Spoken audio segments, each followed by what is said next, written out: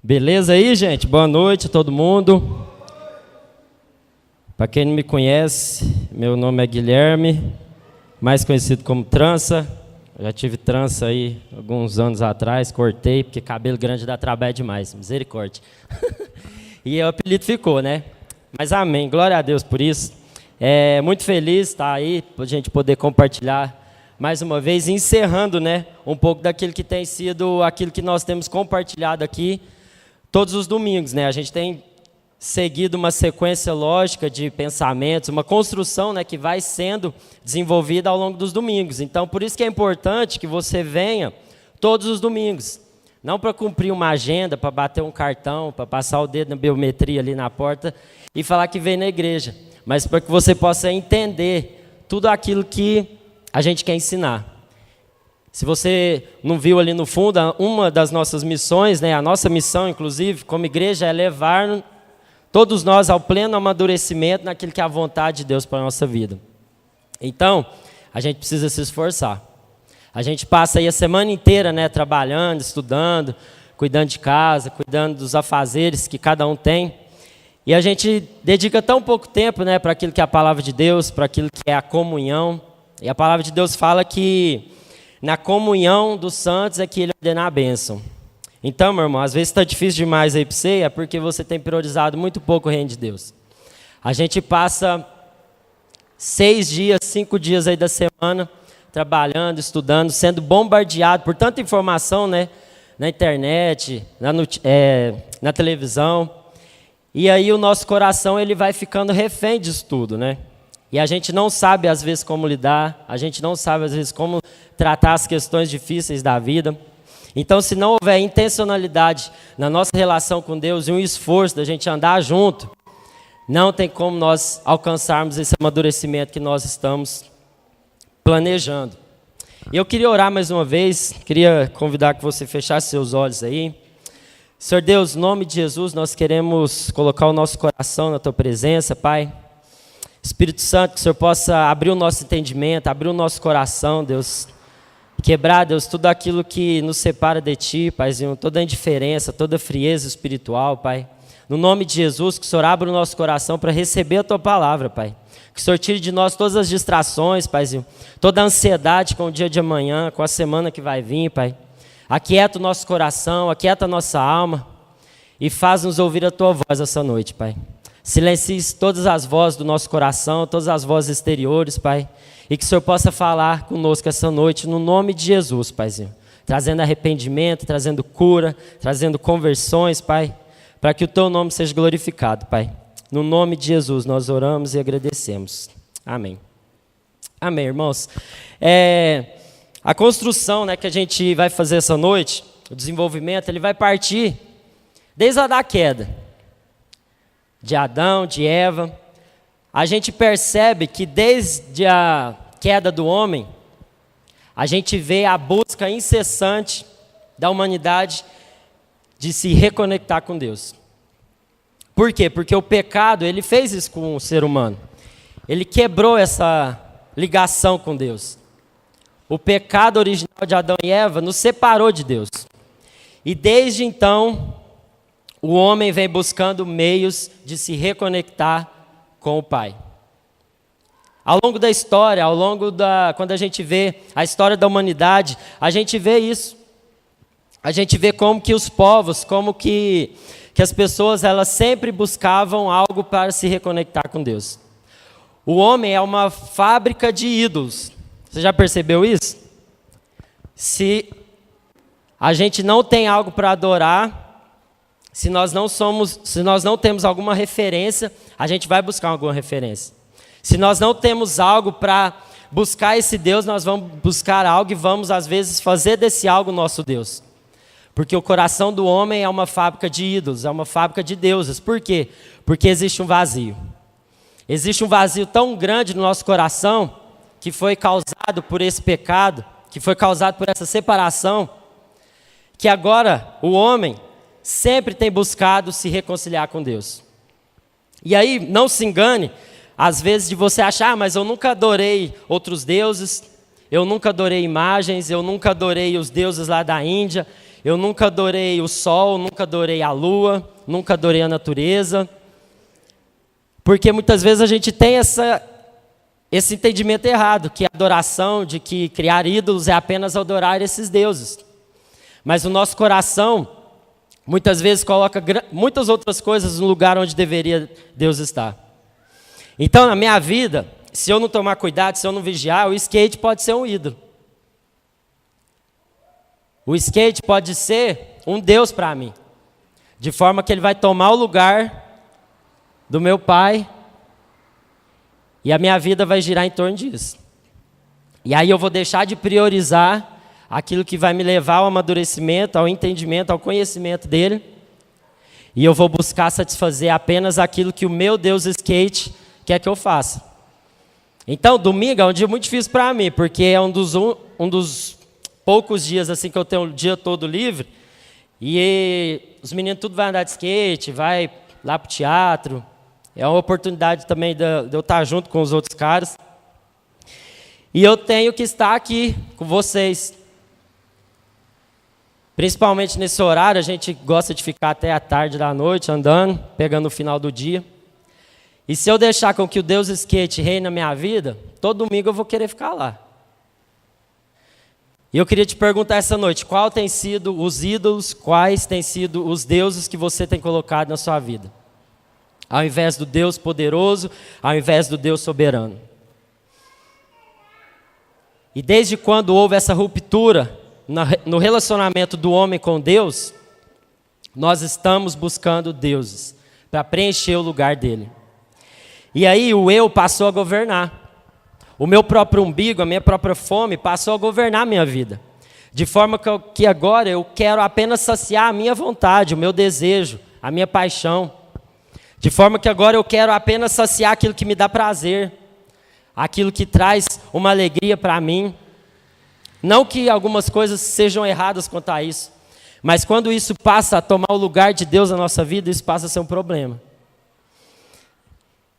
E aí, desde quando o homem caiu, esse sentimento de individualidade passou a governar. Então, quando a gente percorre toda a palavra de Deus, quando a gente vê todo o panorama da história da humanidade, a gente vai ver o homem servindo o seu próprio umbigo. A gente vai ver o homem na busca de Deus servindo o seu próprio desejo, a sua própria vontade, criando ídolos à sua própria imagem, à sua própria semelhança.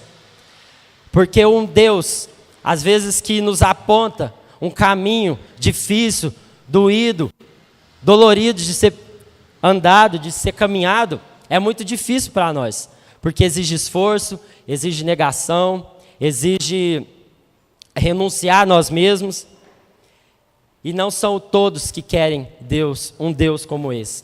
Então eles preferem criar deuses para si próprios, que vão satisfazer os seus próprios desejos. Um Deus que não vai condenar, um Deus que não vai falar o que é certo, o que é errado, mas um Deus apenas que vai concordar comigo. E aí a gente vê isso um pouco na história do povo de Israel. O povo que foi chamado por Deus, um povo que Deus escolheu para revelar a sua palavra. A gente vai ver que ao longo de toda a história do Antigo Testamento, apesar de ter sido o povo escolhido por Deus, eles também falharam nessa tentativa de se reconciliar com Deus. Nessa tentativa de estabelecer essa religação, essa reconexão com Deus. A gente vai ver no Antigo Testamento tudo isso. Os ensinamentos, aquilo que foram as palavras que os profetas deixaram e falaram para o povo. A gente vai ver que quando o povo obedecia e ouvia aquilo que eram os ensinamentos de Deus, tudo ia bem. Tudo dava certo. Mas quando o povo desobedecia a Deus, a gente via que tudo dava errado. Se você ler o livro de Reis, você vai ver exatamente isso. Quando Deus levantava os reis para governar Israel, falar que quando ele ouvia e seguia aquilo que Deus falava, aquilo que era as ordenanças de Deus, o povo ia bem. Mas quando eles resolviam fazer aquilo que era mal diante dos olhos de Deus, o povo ia mal. Então Israel era atropelado por exércitos, Israel passava por assolações financeiras, passava por fome, por miséria, tudo isso por conta da desobediência. E aí eu queria que você abrisse a sua Bíblia lá em Jeremias, no capítulo 7. A gente vai ver uma história específica a respeito desse povo. Jeremias, no capítulo 7.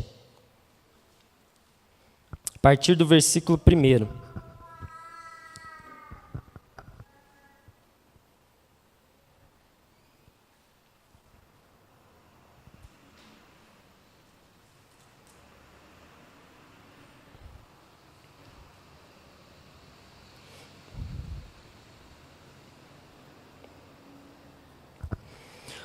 O Senhor deu outra mensagem a Jeremias. Vá à entrada do templo do Senhor e proclame essa mensagem ao povo. Ó Judá, ouça essa mensagem do Senhor. Escutem todos vocês que adoram nesse lugar. Assim diz o Senhor dos Exércitos, o Deus de Israel. Se vocês abandonarem seus maus caminhos, deixarei com que fiquem em sua própria terra. Não se deixem enganar por aqueles que lhe fazem falsas promessas e repetem: o templo do Senhor está aqui. O templo do Senhor está aqui. Contudo, só serei misericordioso se vocês abandonarem seus pensamentos e atos perversos e começarem a tratar uns aos outros com justiça. Se pararem de explorar os estrangeiros, os órfãos e as viúvas, se pararem de cometer homicídio e se deixarem de prejudicar a si mesmos ao adorar outros deuses. Então permitirei que fiquem nessa terra, que há muito tempo dei a seus antepassados para sempre. Não se deixe enganar por falsas promessas e conversas inúteis. Acreditam mesmo que podem roubar, matar, cometer adultério, mentir e queimar incenso para Baal e para todos os outros novos deuses, e depois vir aqui e apresentar diante de mim em meu templo e dizer: estamos seguros? Para depois voltar a praticar todas essas coisas detestáveis? Vocês mesmos não reconhecem que esse templo, que leva meu nome, se transformou em um esconderijo de ladrões? Certamente vejo todo o mal que acontece nele. Eu, o Senhor, o falei. Até aqui. Então, galera, aqui a gente vê o povo de Israel totalmente corrompido. A gente vê um povo que tinha colocado o templo como um deus, como um ídolo. Eles achavam que simplesmente por estar no templo, eles estariam protegidos, eles estariam resolvidos na sua vida e que tudo estaria bem. E Jeremias foi levantado numa época de que o povo de Israel estava totalmente perdido. O que reinava ali era a aparência, o falar, eram os rituais. Os rituais eram mais importantes que a moral e os princípios daquilo que Deus tinha deixado para o seu povo. O templo estava cheio de pessoas que não tinham entendido a simbologia, que não tinham entendido o propósito de estar ali. Às vezes, quando a gente lê isso daqui, né, se a gente guardar um pouco as devidas proporções, a gente pode imaginar que Deus estava falando com os deputados lá em Brasília, né? Olha, vocês estão roubando, vocês estão matando, vocês estão deixando de exercer a justiça, a misericórdia. Vocês estão deixando de atender aos necessitados. E aí a gente não entende, a gente às vezes terceiriza isso para um outro grupo de pessoas. Mas Deus estava falando com homens ali que eram religiosos, que entendiam a lei, que conheciam a palavra, que sabiam por que estavam ali e para que eles faziam tudo aquilo. Mas aquele povo estava cheio de corrupção, de injustiça, de idolatria, de mentira e de assassinatos. A esperança, a confiança estava depositada totalmente no templo físico. Eles não entendiam o porquê de tudo aquilo. Eles viviam sua vida como eles queriam e, pelo contrário, praticavam coisas abomináveis a Deus. E chegava no culto, chegava na igreja, como se aquilo fosse um ritual mecânico.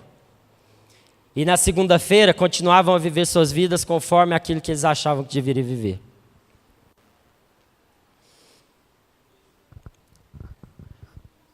Viviam suas vidas conforme achavam como queriam. E na época de Jesus não foi diferente. Jesus ele veio e bateu de frente com os religiosos. Lá em Mateus, no capítulo 15, abre aí também.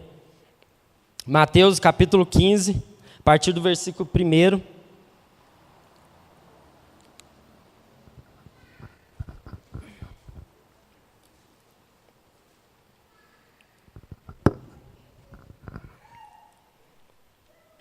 Mateus capítulo 15, versículo 1.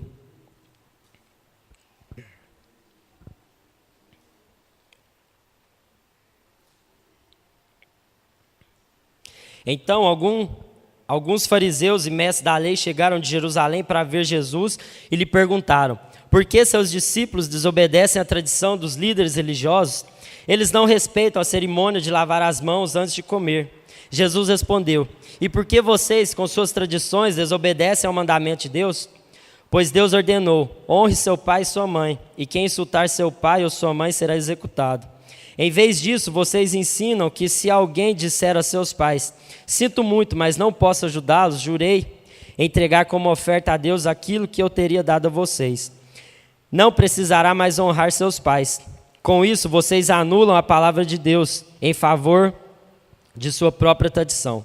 Hipócritas, Isaías tinha razão quando assim profetizou a seu respeito: esse povo me honra com seus lábios, mas o seu coração está longe de mim.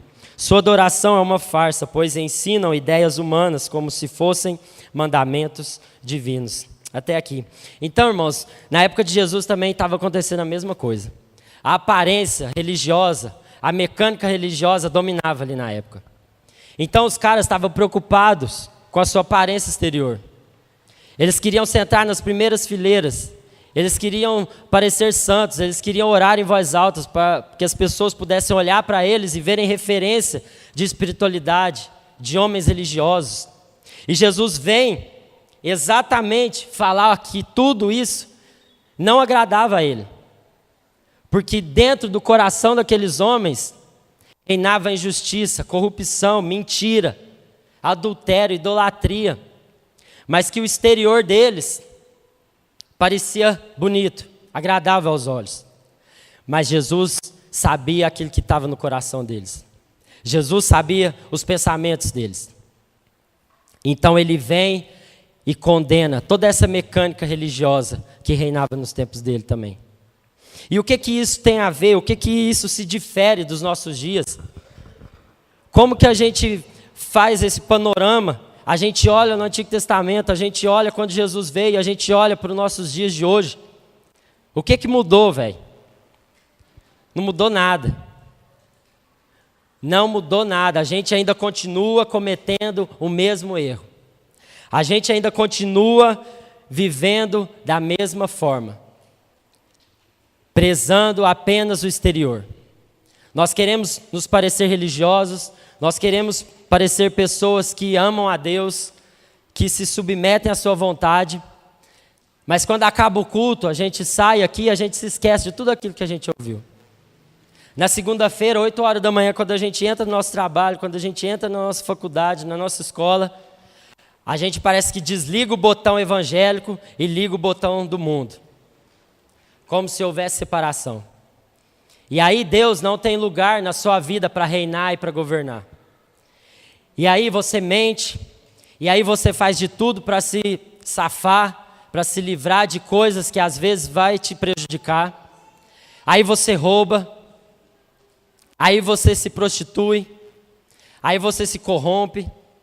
E aí chega no domingo, você veste a sua roupa evangélica, se arruma o cabelo, passa uma maquiagem, penteia o cabelo, põe sua roupa legal e vem para o culto. Mas isso não gera transformação. Isso não gera um entendimento de quem Deus é na sua vida. Isso não gera uma transformação. Porque Deus está preocupado com o nosso coração, meu irmão. Deus está preocupado com o nosso entendimento. É isso que Ele quer mudar. É de dentro para fora. Enquanto você estiver preocupado com os fatores exteriores da sua vida, você não vai entender que primeiro Ele quer mudar o seu coração. Que primeiro Ele quer transformar o seu entendimento. Porque senão não adianta você vir na igreja, não adianta você dar seu dízimo, não adianta você trazer roupa. Se você não tiver o seu coração transformado, não vai passar de rituais religiosos. Se o seu coração não estiver nisso. Olha para a oferta da viúva pobre. Jesus estava olhando a galera entregar os dízimos, as ofertas. E ele fala que os religiosos traziam grandes quantidades, Mas o que chamou a atenção de Jesus foi uma mulher que deixou uma moeda. E em valores monetários, aquilo era muito pouco com relação a tudo aquilo que já tinha depositado. Mas aquilo que chamou a atenção de Jesus foi o coração dela, porque ela deu tudo que ela tinha. Qual tem sido a sua postura? Como tem sido a sua vida diante de Deus? Será que você quer se aparecer? Será que você quer se mostrar para os outros? Ou será que você tem se entregado completamente a Deus? Porque Ele quer o seu coração. Ele quer transformar o seu entendimento.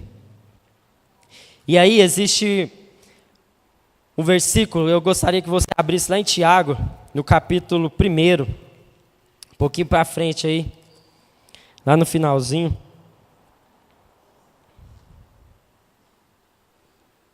Tiago, no capítulo 1, no versículo 22.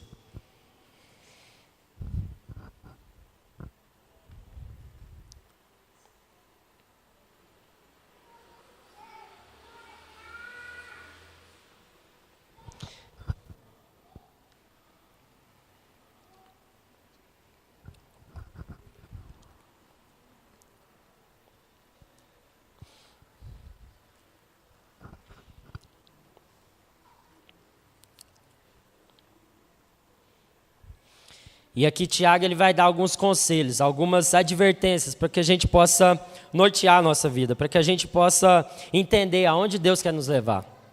A partir do versículo 22, do capítulo 1. Não se limitem, porém, a ouvir a palavra, ponham em prática, do contrário, só enganarão a si mesmos. Pois se ouvirem a palavra e não praticarem, serão como alguém que olha no espelho, vê a si mesmo, mas assim que se afasta, esquece como era a sua aparência.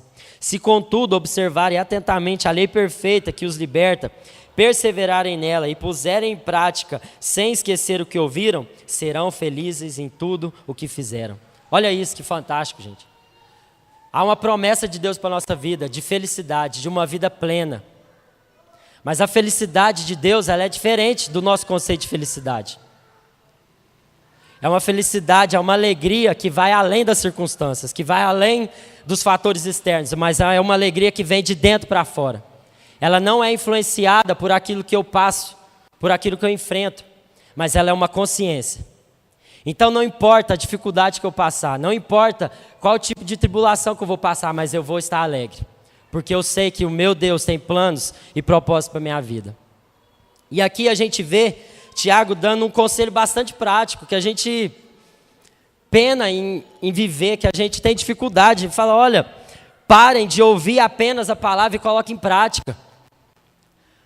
Porque a verdadeira religião que Deus quer é que vocês parem apenas de ouvir e comecem a viver. Não adianta nada vocês virem de culto em culto, em pequeno grupo, em reunião, em encontros, fazer campanha, jejum, oração, se vocês não praticam tudo isso que vocês falam. Se vocês não vivem, se vocês não colocam isso na vida diária de vocês. Não adianta nada. Ponham em prática, ou então vocês enganarão a si mesmos. Se, contudo, vocês se observarem atentamente a lei perfeita que os liberta e perseverarem nisso, vocês serão felizes em tudo o que fizerem. Então, meu irmão, primeiro a gente ouve. E a gente tem ouvido grandes coisas, todas as semanas. Nós estamos sendo ministrados, nós estamos sendo ensinados. Mas o que você tem feito com isso? Será que tem entrado no ouvido e saído no outro?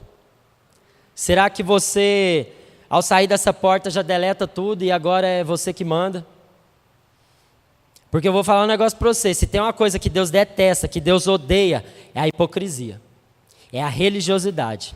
É você vestir uma máscara e sair lá fora falando que é uma coisa e fazendo coisas totalmente contrárias. Era o caso daquele povo que Jeremias estava exortando ali. Deus detesta. Em Amós ele fala também a respeito disso.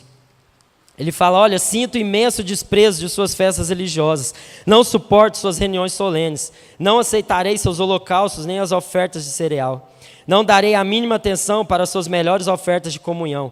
Chega de ruídos, cânticos de louvor, não ouvirei a músicas de suas harpas. Em vez disso, quero ver uma grande inundação de justiça, um rio inesgotável de retidão. Olha que palavra dura. Pensa. Deus chegar num ponto de falar que Ele não está ouvindo o nosso louvor. Pensa você chegar num estágio da sua vida que Deus, Ele não está ouvindo a sua oração. Que a sua oração está batendo o teto e está voltando. Porque você está vivendo uma vida religiosa, uma vida hipócrita, uma vida que só fala, mas não faz nada. Então, chegou um tempo da igreja, de nós sermos o povo de Deus que manifesta, que transforma essa nação, que transforma aonde a gente for, que transforma aonde a gente estiver. Chega de mecanismos, chega dessa mecânica religiosa, dessa aparência, que nada tem a ver com a vontade de Deus. A verdadeira religião que Deus quer de nós, Ele continua falando aqui, no versículo 26, lá em Tiago. Se algum de vocês afirma ser religioso, mas não controla a língua, engana a si mesmo, e sua religião não tem valor. Irmão, o que sai da sua boca? São palavras que abençoam ou são palavras que amaldiçoam as pessoas? Você é daquele que levanta as pessoas ou você é daqueles que ajuda a enterrar? Não pode a mesma fonte jorrar água boa e água amarga. Como pode nós aqui domingo adorarmos a Deus, cantarmos cânticos a Deus, mas chegar na segunda-feira, só tem reclamação, só tem murmuração, a gente só sabe reclamar, a gente só sabe ver o lado negativo das coisas. E aí se não bastasse somente isso estar em nós, a gente começa a contaminar todo mundo que está ao nosso redor. Se eu chego no meu trabalho, azedo, aqueles que convivem comigo ali, meu irmão, você vai acabar com o clima. Você vai destruir o ambiente que você está. Se você chega na sua família, na sua casa, com sua esposa, com seus filhos, com seu irmão, você consegue destruir um ambiente por conta de um azedume que você está no seu coração. Porque o seu coração, a sua fonte está corrompida, está azeda. E aí a boca fala que o coração está cheio. O que tem saído da sua boca, irmão? O que a sua boca está falando para as pessoas? Porque se você não sabe controlar a sua língua, se você é um fofoqueiro, se você é um mentiroso, meu irmão, essa sua religião que você fala que serve, esse Deus que você fala que você serve, é uma mentira. E as pessoas lá fora, elas vão perceber isso rapidamente. Não adianta você querer postar versículo bíblico no Facebook, não adianta você querer falar que é crente lá no seu trabalho, se você não demonstrar isso em atitudes. Se você não se esforçar em ser o melhor funcionário que a empresa que você trabalha tem. Se você não se esforçar em ser o melhor filho, o melhor pai, a melhor mãe que a sua família tem. Não adianta nada, as pessoas elas vão ver. E aí vai criar um abismo imenso entre você e a cultura que você está inserido. Versículo 27. A religião pura e verdadeira aos olhos de Deus, o Pai, é esta: cuidar dos órfãos e das viúvas em suas dificuldades. Então, meu irmão, o nosso chamado é de cuidar de gente. O nosso chamado é cuidar de pessoas. Cuidar de pessoas é se importar com o abandonado, é se importar com o desamparado, é se importar com o carente. O que ele está falando aqui não é simplesmente a gente abrir orfanato, a gente abrir casa de recuperação. É claro que a igreja tem que se envolver, tem que fazer tudo isso, mas o chamado universal nosso é para cuidar de pessoas. Lá no seu trabalho, lá na sua faculdade, em tudo aquilo que você está inserido, você tem uma responsabilidade. Não adianta você chamar o pastor para ir lá orar, não adianta você chamar o presbítero para ir lá pregar para ele, Porque você é o pastor daquele lugar. Você é a referência daquele lugar. Como a gente falou domingo passado. Então nós fomos chamados para cuidar. E hoje nós estamos vivendo uma geração tão órfã. De pais, de mães. Não apenas físicos. Mas espirituais. Às vezes até tem o pai e a mãe dentro de casa. Mas estão sem referência. Estão sem rumo. E nós como cristãos, nós fomos chamados para ser essa referência. Você foi chamado para ser referência, para ser modelo, para ser exemplo. E você foi chamado para cuidar daqueles que Deus colocou na sua vida. Aonde quer que você esteja. Isso não é uma incumbência apenas do pastor, da igreja, mas de todos nós. E por último, não se deixem corromper pelo mundo. Lá em Romanos, no capítulo 12, ele vai falar, não se conformem com esse mundo, mas procurem transformar a sua mente, para que vocês possam experimentar a vontade de Deus, que é boa, perfeita e agradável. Então, meu irmão, não se corromper com o mundo, não é você se isolar do mundo. Não é você ir para o mosteiro, não é você ir para o monte e ficar lá. Não é você se isolar das pessoas, mas é você ter sua consciência transformada. Mas é você, aonde você estiver, você influenciar com aquilo que são as verdades do reino. Jesus, quando ele ora e fala, não peço que os tires do mundo, mas que os livre do mal. Então, meu irmão, Deus, às vezes Ele não vai tirar do contexto que você está, porque você é o único representante do reino dele ali naquele lugar. Então você precisa entender que você vai ser aquele que vai ditar e que vai ser a referência para aquele lugar. Não vai ser a sua religião, não vai ser a sua igreja, mas vai ser você que vai ser o representante do reino. E não se corromper com o mundo tem a ver com nós estarmos juntos, porque sozinho você não vai conseguir. As pressões, as lutas, as dificuldades desse mundo vão nos pressionar sempre para nos afastarmos de Deus. E quando a gente está junto, a gente se lembra das promessas de Deus. A gente para de correr atrás das coisas que vão ficar nesse mundo. A gente para de priorizar coisas que a palavra de Deus falou para a gente não priorizar. A gente para de correr atrás de coisas que só nos cansam e que vão nos matar. E quando a gente está junto, quando a gente se reúne, a gente se lembra daquilo que traz esperança. E a gente reajusta o nosso foco. E o nosso alvo que é Cristo Jesus. Então, meu irmão, a verdadeira religião que agrada a Deus é essa. Não é uma aparência, não é algo tão somente exterior, mas é algo principalmente interior. Porque o sistema religioso que estava predominante na época de Jeremias e na época de Jesus não agradava a Deus. Muito pelo contrário. Gerava ânsia de vômito em Deus. Então, no nome de Jesus, que a gente possa entender isso. E eu queria te convidar que você fechasse seus olhos aí.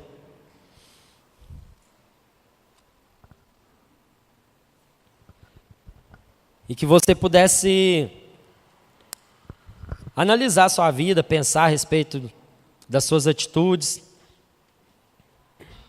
Se você tem ouvido demais e praticado de menos. Se você às vezes até tem praticado muitas coisas, mas tem faltado perseverança. Um dia você está bem, outro dia você não está. Um dia você quer, outro dia você não quer mais. Um dia você está alegre, contente, animado, e outro dia você está emburrado, não quer saber de mais nada. E essa inconstância não vai te levar a lugar nenhum, meu irmão.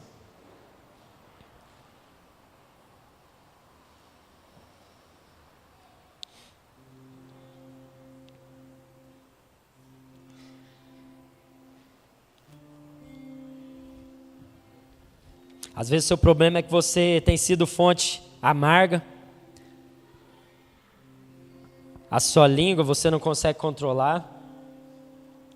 Você fala aquilo que vem na sua cabeça sem pensar naquilo que as pessoas vão pensar ou vão achar. E aí você acaba matando muita gente ao seu redor com as palavras.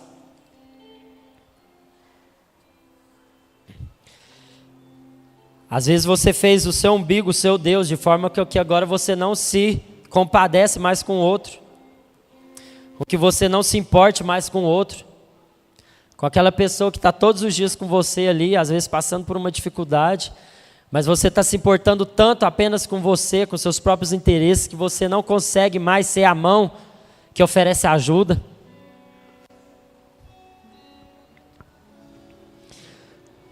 Ou às vezes você tem se corrompido com aquilo que o mundo tem te oferecido.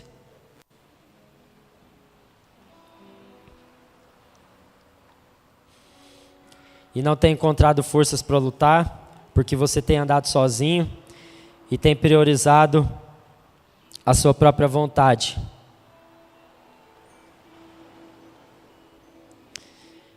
Então, no nome de Jesus, que agora você possa colocar seu coração diante de Deus e orar. Amém?